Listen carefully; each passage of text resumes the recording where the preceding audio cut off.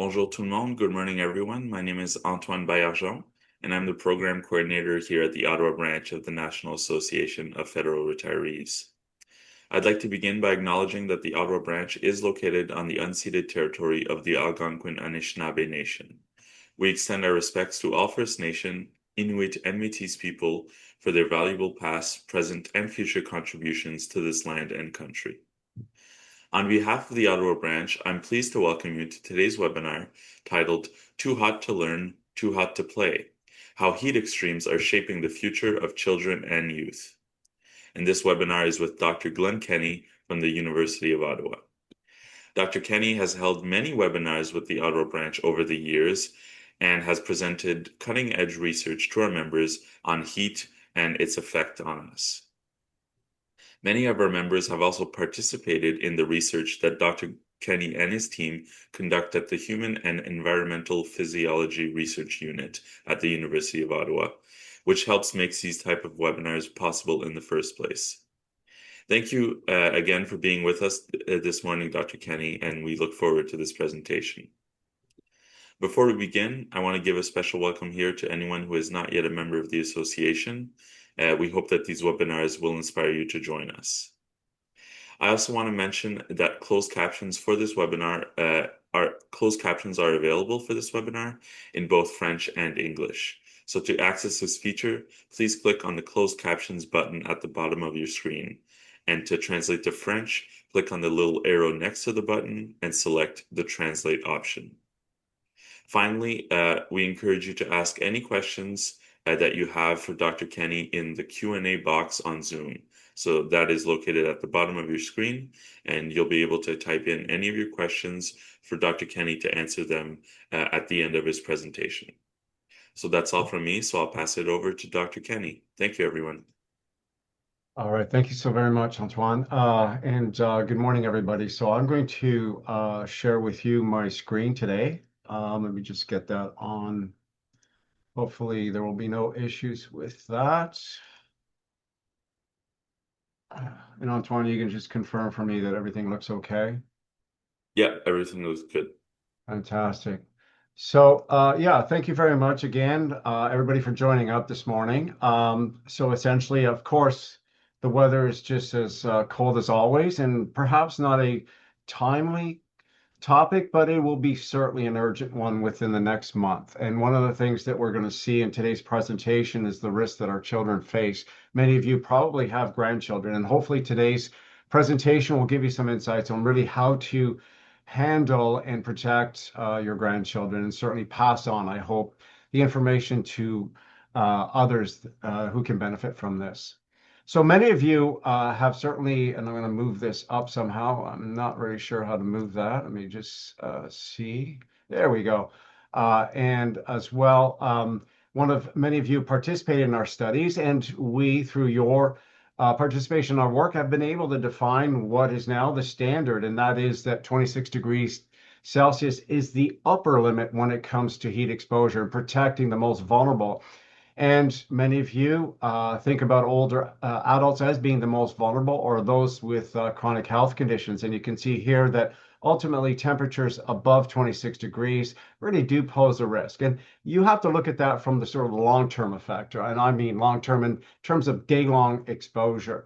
And so one of the things that we don't think about is what is the effects on children. Now, to give you a sense of, next one here, I'm not sure why slides are not moving, so we'll just move this. One of the things that we have to think about when we are exposed to heat is that essentially what you're going to see is that the body temperature rises. Now, for many of us, including older adults, what you'll see is that temperature reaches stable levels. But the reality will be that these are at elevated temperature levels. And you can see that over here. Younger adults have a greater ability to thermoregulate. But like older adults, children do struggle in terms of thermoregulating. So imagine if you were going out and exercising, you could see a core temperature increase to these levels, but you're only exercising for 45, 60 minutes. You can stop exercising and that stress is removed. But when you are exposed to indoor overheating, that stress remains and your body has to defend against that. So imagine a young child sitting in a classroom that's overheated. what that experience is like, essentially, as you're going to see in today's presentation, that can affect their overall learning and their overall well-being. Now, in this study here, one of the things that I want to show you is simply what it looks like to be exposed to indoor overheating.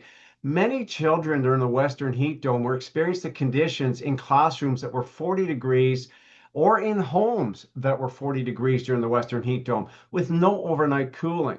So for many of us, essentially, as you can see here, an example of core temperature, it looks like everything is normal. You're not seeing elevations in core temperature. But depending on the time of year, so in this case, if you look at the green line, this would be when you have, June, when you have an early heat wave, all right, where you've lost that winter adaptation like children will have as you transition from winter to the springtime.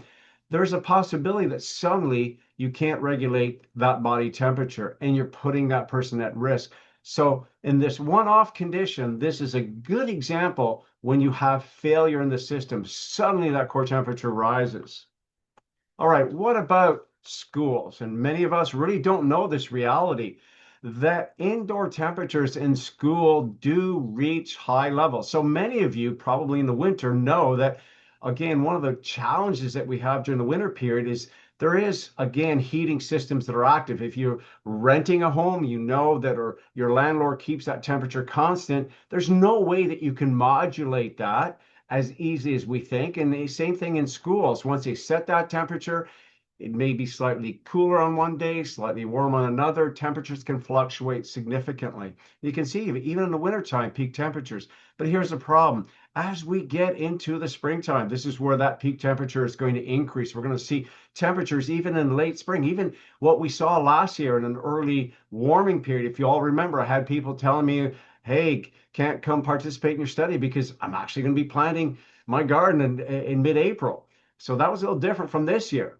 But look, when students are in their final exams in early June, you're going to see peak temperatures in some of these buildings, some of these schools that are going to be quite high. And certainly that transitions into fall. That's not lost either. You're going to see these peak temperatures that do place us at risk. Again, short exposure, not an issue. Long day of exposure becomes a problem.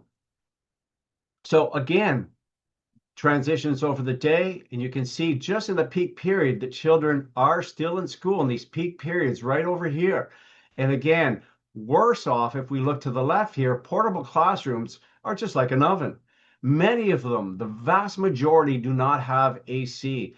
And so you have conditions that put that child at greater risk because temperatures are much higher than what you will see in the main building. There's more of a heating effect on that small compartment. So problem for children.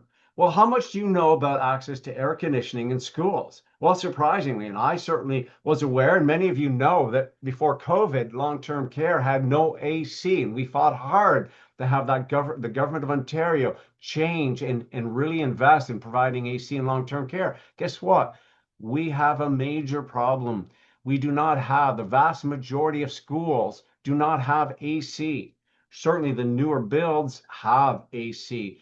But in the absence of that, what's going to happen? Just imagine you've all attended a meeting. You're sitting in a meeting room, and again, you come in there, it's cool, but then you've got now 30 bodies generating a lot of heat. It will not take long for that room to get hotter, worsened by the fact that you got sun beaming in, there's no air conditioning. So now you can get the image of what these children are experiencing. Going on to just, sorry about that, just try to get, I'm not sure why I can't get this one, but here we go across Canada.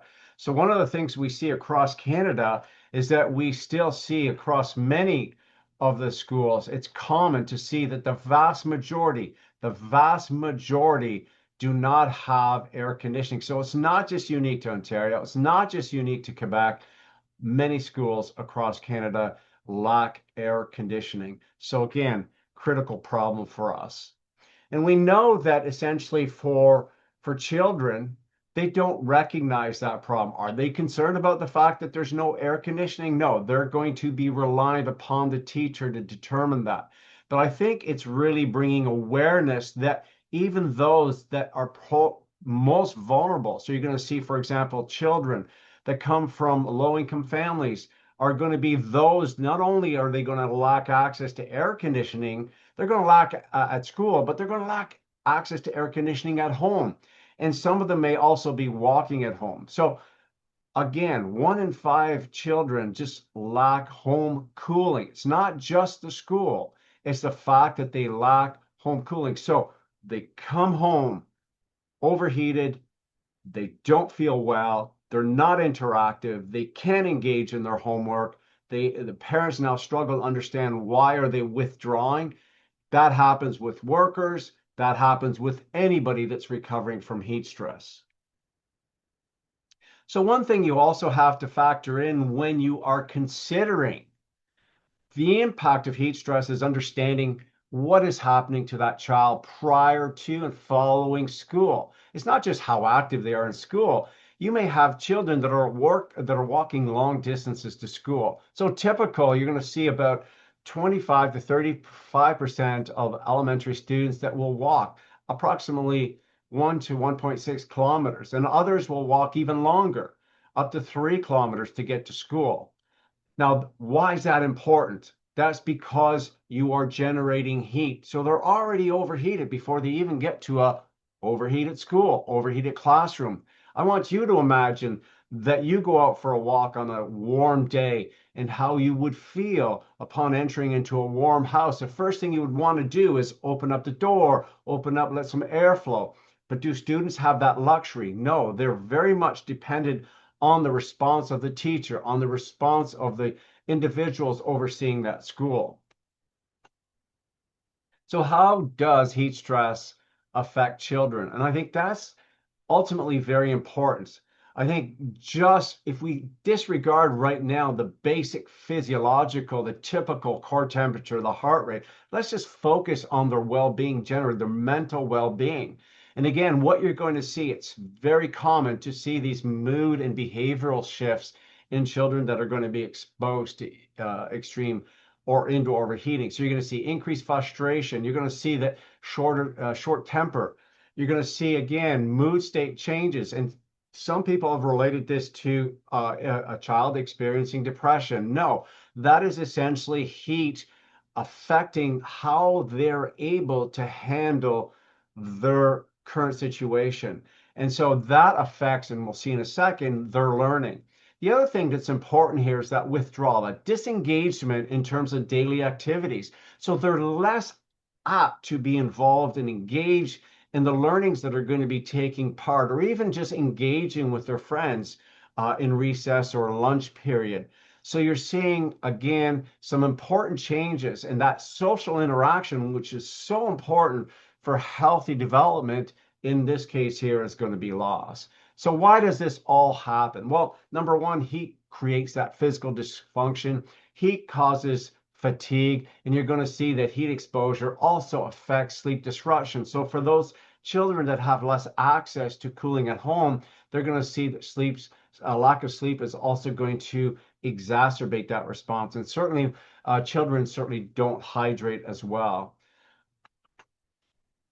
The other thing to consider as well is that children are very active. And in school, certainly, despite the fact that you may have, or schools may have, what might be heat alerts, it's very difficult to control children. It still would be warm. And despite that, there may not be heat alerts, but children are more vulnerable. Why? Because they essentially generate more heat during physical activity. They're under a higher degree of heat strain. So their level of dehydration will be greater because they don't sense thirst the same way, and they don't hydrate well. In other words, they don't keep up with that need to maintain hydration.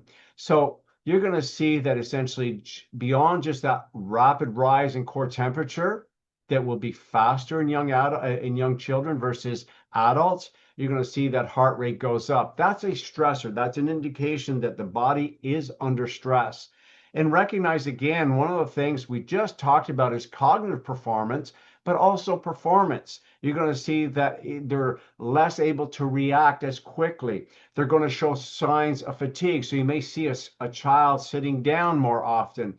And that is a sign of stress associated with that heat exposure. And of course, many of you are familiar with the heat-related heat risks that are associated with physical activity, and you should be aware that children experience that, but they're not going to report it to you because they're less aware of it. They don't know how best to represent that. Typically, they will exercise until they surpass that threshold, and then you're going to see really pronounced periods of fatigue.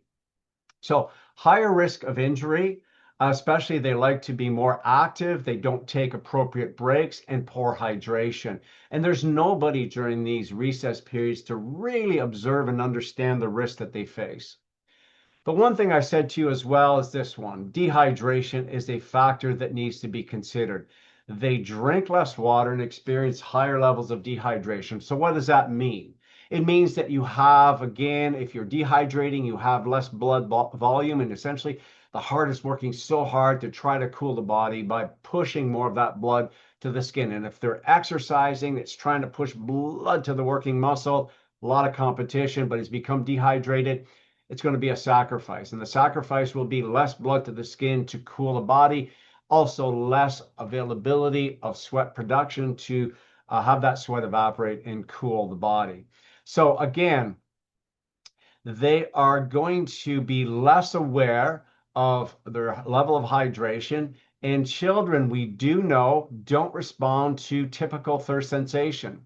They have a reduced sweating capacity, and they are really reliant on adults to cue them when to hydrate. Please make sure you hydrate.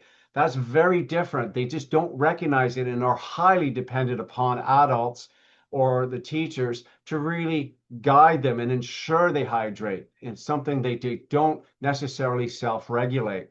So again, dehydrate will only exacerbate that fatigue, reduce mental performance, and create a greater risk of heat-related injuries. So recognize that information, because again, what you're going to see at the end is learning goes down. There's really strong, a lot of research showing that heat exposure leads to reduced mental performance, greater irritability, possibility of, children getting into disagreements with their fellow colleagues.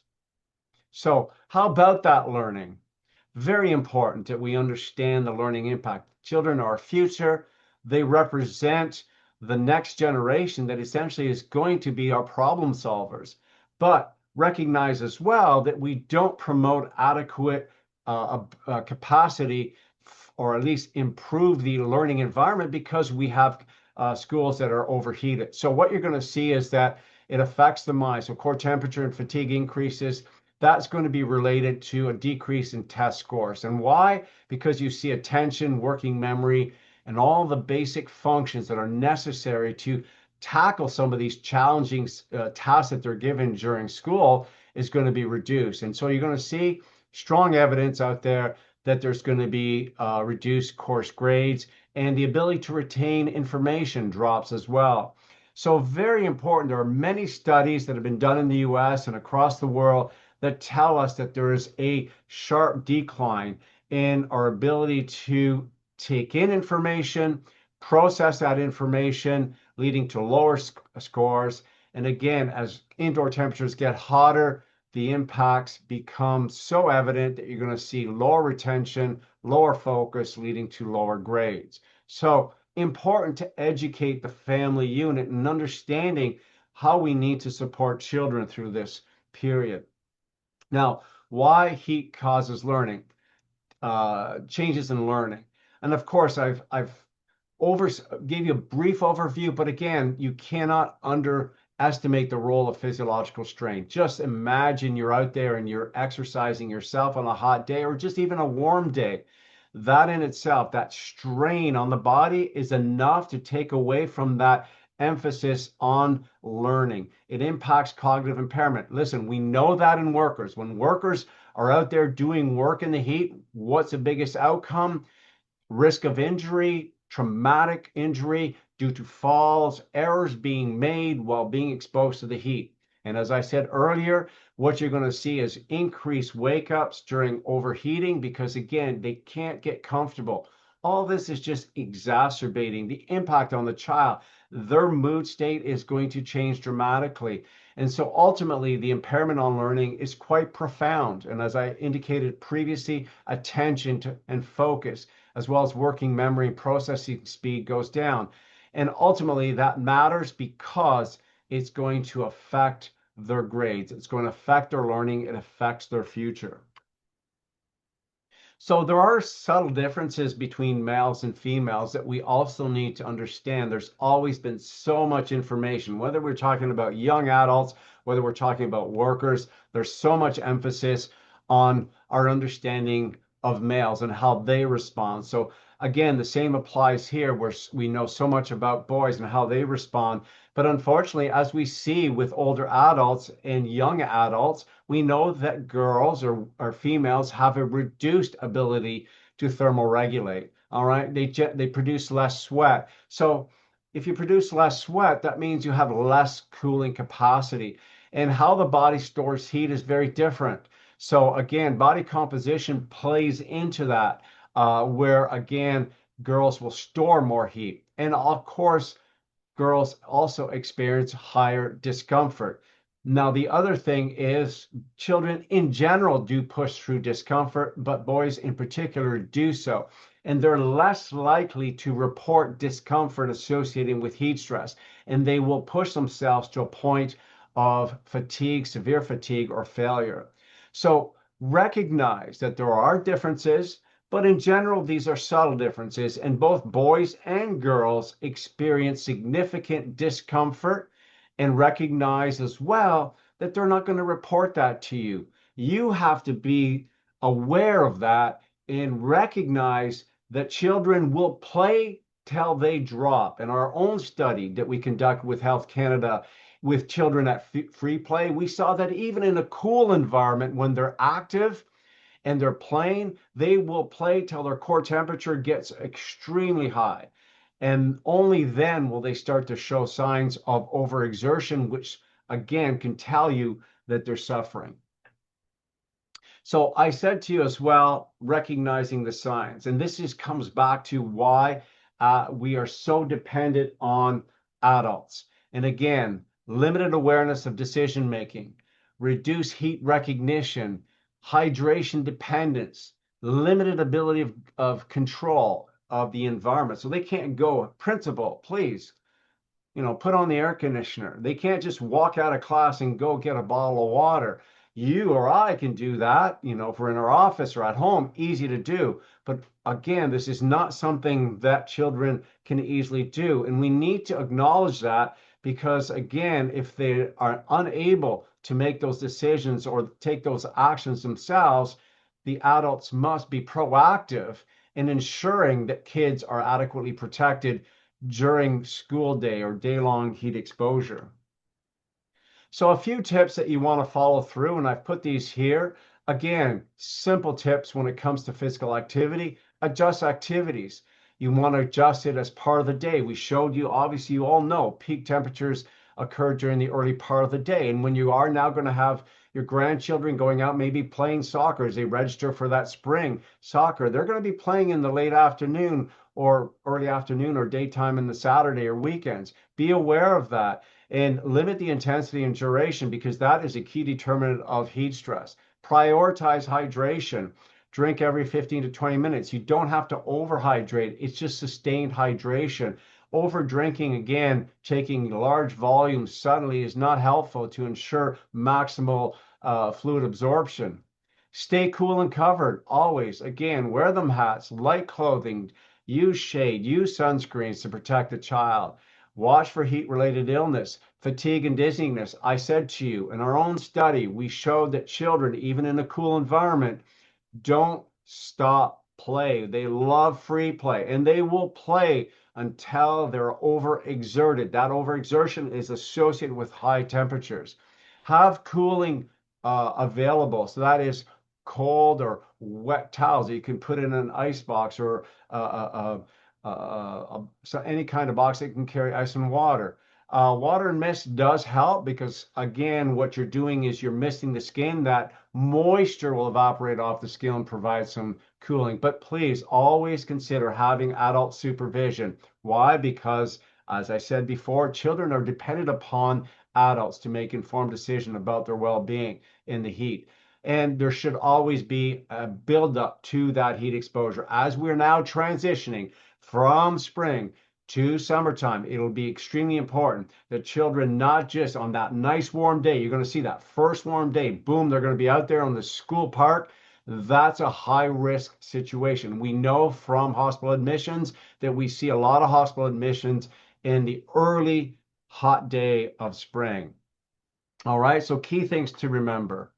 And again, something that you should encourage if you are able to make some changes or at least speak with the teachers or speak with others. Again, things that we can do about keeping schools, having that air movement, and those that don't have air conditioning, have fans or open windows to make sure that there's access or at least removal of some heat, especially in the early morning to cool that building down and find ways in which, again, big curtains can be or drawn over the windows to alleviate that heat gain over the daytime. And there should be water breaks. Again, supporting that and certainly limiting physical activity and outdoor recesses to limit exposure. And there should be as well cooling zones. That means, for example, libraries or general facilities, eating areas that would have air conditioning at a minimum. So we talk about having designated cooling spaces. And again, be aware, it may not be a heat alert as you know it, but you should recognize when temperatures get warm. And don't just think 30, 35. Recognize that essentially when you get into temperatures above 26 degrees Celsius, that can be stressful for children. Now, what do we know? And this is where we're doing some work, and I'm hoping to engage you. We are leading a large scale study in partnership with Health Canada and provincial health partners across Canada, BC Centre Disease Control, and others. We want to address these critical questions. We want to understand and have the best practices and evidence in place, like you've helped us achieve, and all the work that you've participated in. We need to do the same for our children. And what we want to do as part of our objectives is to understand if, in fact, an indoor temperature of 26 will be protective for children. Recognize that we're not only looking at the physiology, we also understand the impacts on learning.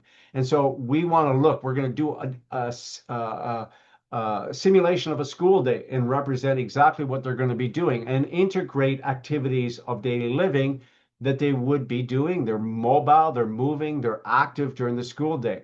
We also want to look at these cooling zones that are there. Some schools have implemented cooling zones, but we also know from the work that we've done with many of you that cooling centers, community cooling centers, are ineffective. So the question is, how might we integrate in the interim as we hopefully encourage the government to start investing in our schools? But at the end of the day, in the absence of having air conditioning, what is the best approach to cooling? Is it only for a brief period, which we've shown in older adults is not effective? If you just go for a 1 hour exposure, it's not effective. So what is the alternative to that? So we'll take a look at that. And as well, we talk about fan use. Unfortunately, and you will see with our guidance out there that Health Canada has implemented, fans are not effective. Fans don't protect above a temperature of 31 degrees. Yet I've seen it in schools, big industrial fans, and all we're doing is blowing more heat on the children. That's not effective in ensuring that they're safe. And then we'll look as well at understanding exercise at different temperatures to identify for the first time, there's no evidence-based assessment of physical activity, and we want to generate what should be those physical activity limits. So we will be doing this study to understand the risks children face with the idea of generating indoor temperature limits that will be adopted in schools to inform guidance for schools and to also give parents and caregivers the knowledge they need. And we developed a video with our partners last summer that will allow teachers and caregivers to understand how to manage their children. And that will be coming out actually this spring. And again, guidance on supporting physical activity. So this study is in effect starting now, and we are looking to again recruit children. We have a pilot work going on right now, and we've been very successful in executing this trial. So I want to leave you with a few things. How, if you're grandparents, how should you help prevent heat stress in children? You need to educate yourself because, again, you are going to be the caregiver of the future generation. So, how do we do that? You can, if you're caring for that child, plan those outdoor activities. Be aware of when you're going to be active outdoors and look ahead. What will be that temperature outdoors? And understand that if they're going to be active, they're going to generate heat. So avoid midday heat and plan accordingly. Find zones of play where it's covered by, trees and there's adequate airflow and not in direct sunlight. Provide ways in which to cool. Now, again, we just finished saying fans are not effective. And again, fans are effective if you're using, for example, if you're like a worker, if they're sitting under a tree after they've been working in direct sunlight, if they sit under a tree in a cooler space and there's airflow around them in the shade, it actually improves heat loss. There's those things that you can do. And certainly, again, one thing that you will not want to do when that child is sweaty, there's t-shirts is all wet. There's a tendency for parents and grandparents to want to take off that shirt and give them a dry one. That's not effective. You're essentially taking that valuable moisture that's on that t-shirt. So when they're sitting in recovery, that sweat that's on that t-shirt sitting against the skin, once that evaporates, will actually cool the body. So don't even after a sporting event, like you'll see people changing from their from their soccer jerseys, and you're going to see them wanting to switch off to their clothing. So you don't want to be doing that. So hydrate, again, it's not how much, it's frequency of hydration. Overhydrating will cause discomfort to the child. You want to drink small volumes, but more frequently, and ensure again that they drink. They may not drink as much as they feel thirsty, so you have to regulate that to a certain extent. But be vigilant. Look for changes in behavior. That's your first cue. I can absolutely tell you from the studies that we did in children at free play, none of the parents that were there with us recognized that their child was at risk. Where you start to recognize it is the behavioral changes. And you see that, number one, that they start to show signs of fatigue, irritability, and that's when you start to see them, I don't want to play no more. That's a critical sign for you. So, how can you help us? Well, you can be an advocate here and help us. We're looking to recruit children and youth 9 to 16.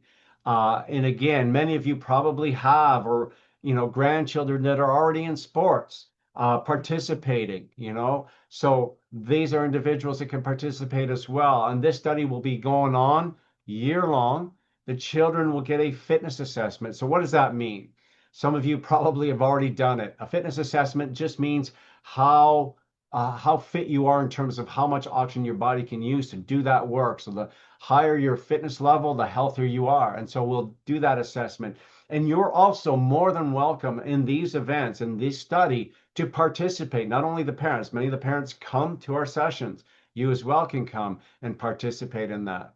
So if that's something that's of interest, hopefully you'll be able to share the knowledge that we've shared with you today and hopefully have an impact on your grandchildren and others that you may be caring for. So thank you very much for your attention. Thank you, Dr. Kenny, for the presentation. Lots of great information shared. I'm sure people might not have caught everything on the first go, so rest assured that a recording is being made and will be sent to everyone here today if you'd like to review the presentation on your own time.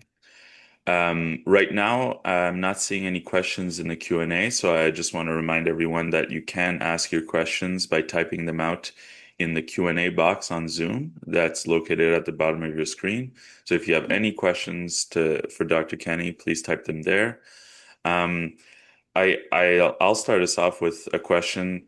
Is there kind of a more, it's great for individual people to gain this information, but is there an effort to more on a governmental level to share this type of information with, entire school boards and to make sure that principals and schools and school boards are aware of all this information to best keep the children, safe and healthy.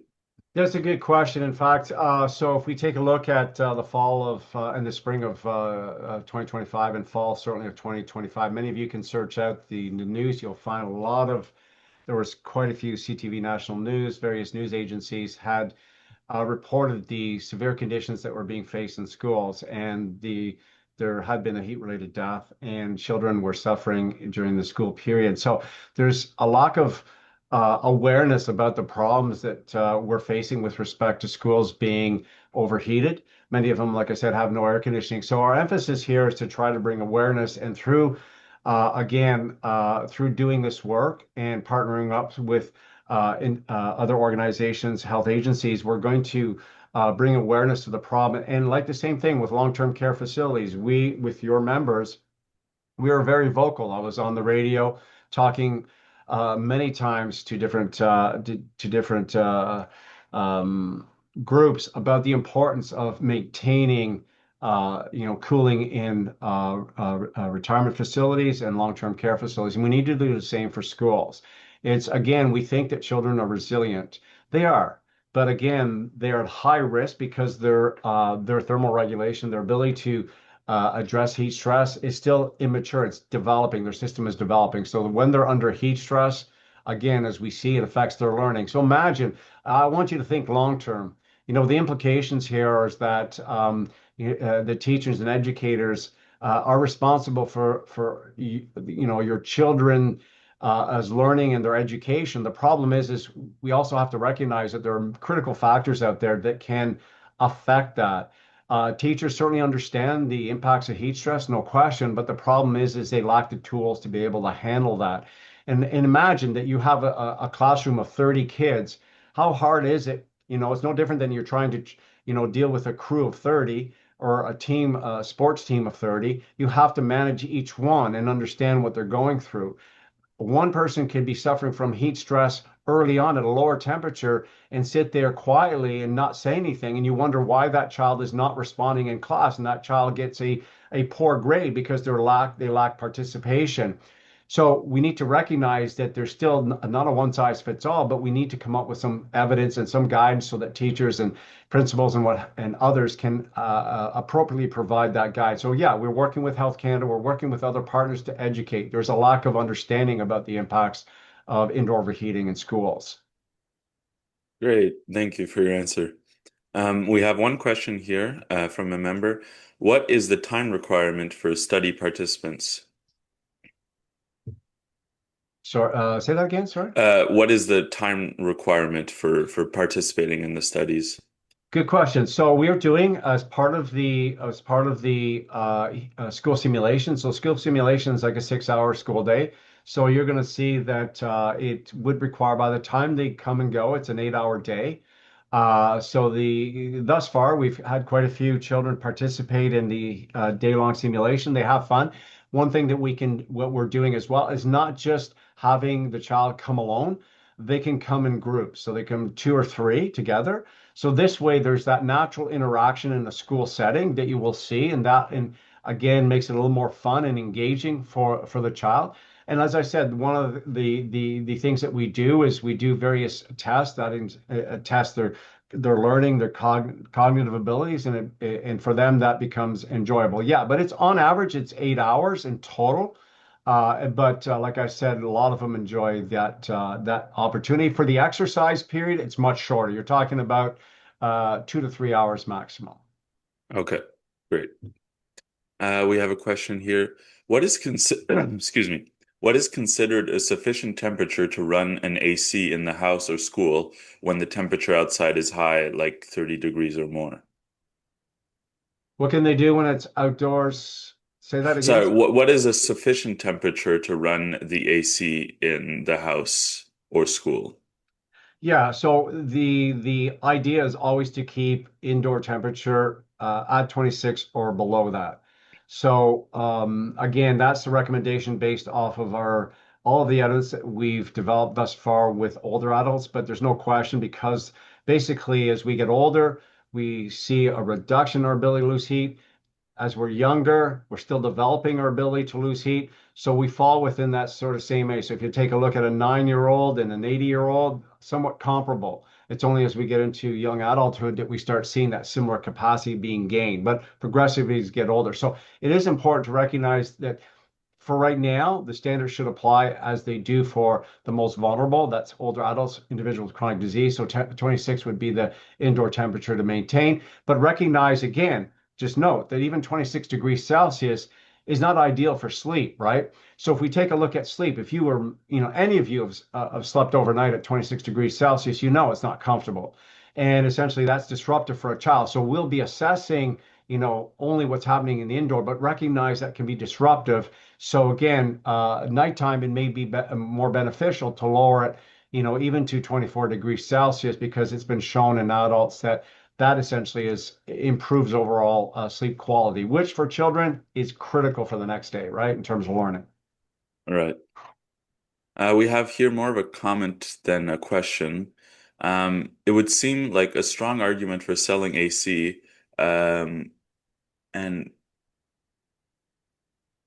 oh, I'm not sure what this comment is. I think they're trying to say that selling AC, companies selling AC, uh, I'm not sure. Sorry about that. No worries. Um, so I'm not seeing any more questions in the Q&A. No worries. So I think we're okay to stop it off here. So I just want to remind everyone that we will be sending out the recording in a follow-up email, as well as more information on how to, um, if you're interested in participating in the studies, how to register for those and how to volunteer with Dr. Kenny and his team. So thank you everyone for your participation in today's webinar. And again, thank you, Dr. Kenny, for presenting this, hugely important information. I think everyone who's here learned a lot, and there's a lot of good information to pass on to our children and grandchildren. And so, yeah, final reminder to look out for a follow-up email that'll contain the recording. And remember that we do hold these webinars usually weekly. So if you do want to check us out and try to register for any of our upcoming webinars, please visit the Ottawa branch website. That is at nafodottawa.com. So again, thank you everyone, and we'll see you next time. Thank you. Bye bye. Bye.